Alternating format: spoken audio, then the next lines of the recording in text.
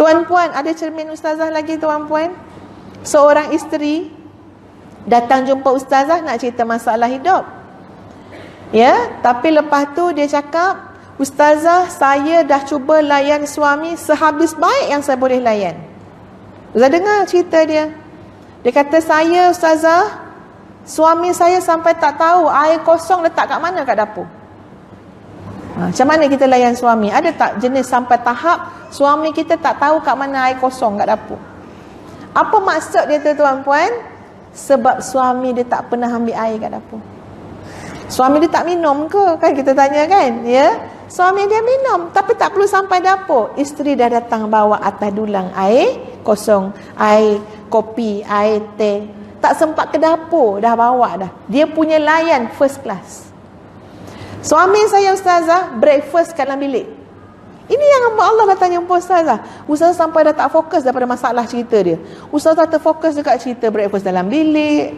Ya, suami tak tahu apa, tak pernah masuk dapur. Kita jadi apa? Jadi kat situ yang kita bagi perhatian. Dia kata suami saya breakfast dalam bilik. Kedua-duanya doktor ya tuan-puan, orang kaya. Ya. Dia kata memang bawa berdulang ni apa? Sebabnya suami saya dalam bilik je dia nak breakfast, sambil baca surat khabar. Lepas tu dah nak pergi hospital. Dia dua-dua doktor. Zah kata, ya Allah, ni cermin yang mana pula ni? Cermin yang mana pula ni? Kita macam mana dengan suami kita? Ya, buat-buat je tanya kan. Nak makan ke bang? Dalam hati, ya Allah, minta-mintalah dia dah makan. Ya, buat-buat tanya je pun. Kalau dah penat-penat sangat, ya, tengoklah ada benda macam-macam ada bawah saji. Tengok kita tuan-puan, kita layan macam mana? Cermin. Bila banyak cermin kiri kanan, kita nampak diri kita yang sebenar. Makin terang cerminan kita tuan-puan, makin terang idola kita. Qudwah hasanah, contoh dalam kehidupan kita, kita boleh beraksi dengan lebih baik. Tapi kalau kita tak peduli semua tu, tak kisah semua tu, kita akan hidup hanya dengan apa yang ada dalam fikiran kita. Kita hanya akan hidup dengan apa yang kita rasa kita yakin. Kita hanya akan hidup dengan apa saja yang ada pada diri kita sekarang. Jauh sekali yang namanya hijrah, jauh sekali namanya berubah. Tuan-puan, untuk poin yang terakhir ya, sebab masa pun dah habis tuan-puan. Untuk poin yang terakhir, selain daripada cerminan dalam rumah tangga, ialah kesungguhan kita untuk mewujudkan qalbun salim. Ya, hati yang sejahtera dalam rumah tangga. Sebenarnya wallahu alam lah, ustazah sebagai ibu tuan-puan, ibu-ibu ni dia banyak mata, betul tak? Yang mata dia banyak walaupun dia tak memandang secara tepat, tapi dia tetap nampak. Itu ustazah rasalah, mak-mak, ayah-ayah pun sama. Ustazah tak suka pandang, kadang-kadang ustazah tak pandang anak tu tepat, tak pandang anak tu macam ni, tak. Ujung-ujung mata tuan-puan, tapi ustazah boleh bercakap dengan diri sendiri. Maksud dia, ya Allah, ada benda lagi ni nak kena nasihat anak ni. Dia tak pandang direct. Sebab anak-anak ni kalau kita cik pandang dia kan dia kata, tu adalah yang salah lagi tu. Dia kata kan, ya. Jadi kita pun pandai-pandai lah juga, ya. Tak naklah bagi dia stres. Kita pun kadang-kadang macam hujung mata, tapi sebenarnya duduk kat sini. Ni ada lagi tak kena ni. Maknanya ada benda lagi. Kadang-kadang bendanya tuan-puan, apa yang saya maksudkan ialah bila sebut dia termasuk dah cerita qalbun salim apa semua, sebab daripada hati yang sejahtera dia bentuk sikap. Dan kita sebagai keluarga, kita menyumbang pada masyarakat. Anak-anak kita jadi ahli masyarakat. Itu sumbangan besar kita tu.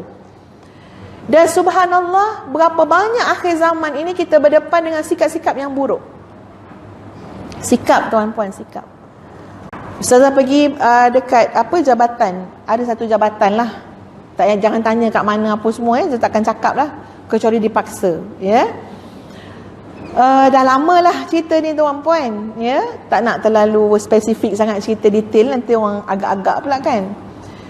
Dan Ustazah rasa benda ni banyak berlaku di mana-mana juga. Kalau kita berurusan dengan mana-mana jabatan, nanti kita akan nampak macam mana sikap orang dalam melayan klien dia, customer dia. Ada hamba Allah ni, Ustaz duduk kat tepi tu, Ustaz ada urusan lama, kena duduk dulu. Jadi datang orang lain, foreigner tuan-puan, warga asing. tapi boleh cakap Melayu sikit-sikit. Jadi dia berurusan dekat kaunter. Hamba Allah yang bekerja ni 2-3 orang dalam pejabat tu, dia bukan datang dekat kaunter, dia cuma menjerit-jerit daripada jauh. Nak apa? Dia tanya dekat orang ni. Ustazah dekat kan dengan laki-laki tu. Ustazah nampak dia macam malas nak jawab nak apa, sebab jauh sangat. Dia pun cakap perlahan je, dia cakap. Lepas tu semua soal jawab daripada jauh-jauh, bertempik-tempik, menjerit-jerit. Sampai Ustazah rasa patutnya tulis dekat jabatan tu, budaya kerja dia pertama jerit-jerit. Baru kita boleh terima ya, sebab dah tulis budaya kerja. Kalau tulis budaya kerja mesra, tiba-tiba menjerit-jerit, payah nak terima. Ustazah cuma rasa malu tuan-puan sebab dia bukan warga Malaysia. Dia bukan warga Malaysia. Ustazah rasa malu sebab macam ni. Ustazah fikir satu je, kalaulah itu suami saya, suami kita mungkin akan cakap dengan dia dia cakap elok-elok sikit. Akak pun tak cakap dengan suami akak macam tu, tertengking daripada jauh. Kalau tu ayah kita pun cakap janganlah cakap macam tu, kesian ayah kita ya. Seolah-olah macam orang ni tak ada satu kehidupan ya, kita layan-layan macam tu je. Ketika tu tuan-puan, ustazah rasa kalau ada mikrofon, ustazah nak berceramah terus kat situ. Tapi orang tak jemput time tu kan ya. Sebab apa? Sebab ya Allah ya Tuhan, tolonglah, ajarlah sikap yang baik di mana-mana tuan-puan. Tapi ingat, semua tu mula daripada rumah. Semua tu mula daripada rumah ya tuan-puan. Tanpa Ustazah menafikan, pasti mata-mata lain pun melihat kepada keluarga kami juga. Itu cabaran hidup kami lah pula. Ya, kita buat setakat yang boleh, serah pada Allah. Mesti mula daripada rumah, daripada sekolah, daripada masyarakat yang kecil, bawa sampai tua tuan-puan. Jadi ustazah rasa bersalah kan, bercakap dengan lelaki tu, tuan daripada mana, ambil hati dia balik kan, padahal kita ada kaitan pun dengan tempat kerja tu. Tuan daripada mana. Dan alhamdulillah dia dapat maknanya dia melayan kita tu dengan baik. Dan dia bukan sembarang orang tuan-puan. Ada maknanya dari segi pendidikan ada PhD lagi. Yang kita jerit macam tu. Allahu Akbar. Tapi ustazah lihat benda ni tuan-puan, dekat mana punca dia? Kenapa susah nak ubah sikap orang? Nak ubah sikap anak-anak, nak ubah sikap suami, nak ubah sikap itu. Payah nak ubah sikap. Kita pernah digemparkan juga, viral dengan apa? Dengan masalah kebersihan.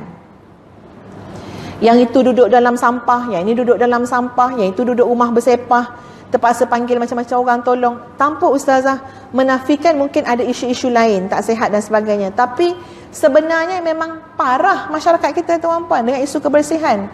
Tengoklah yang buang sampah merata-rata berapa ramai. Kalau dekat kampung yang Ustaz duduk tu tuan-puan, nak masuk tempat Ustaz duduk tu, macam-macam tulisan dah ada kat dinding tu supaya tak buang sampah. Semua tulisan Ustaz tengok, semua ada juga sampah. Walaupun dia kata siapa buang sampah kat sini dia orang gila, tetap ada sampah. Jangan buang sampah di sini, denda RM400, lagi banyak sampah. Cuma ada sekali Ustaz lalu, Ustaz tengok sampah tak ada. Tulisan tu dah bertukar lain. Dia tulis apa? Siapa buang sampah kat sini aku santau, dia tulis. Yang itu tak ada sampah tuan-puan. Mentaliti orang Melayu kita nampak bab-bab santau ni dia takut ya.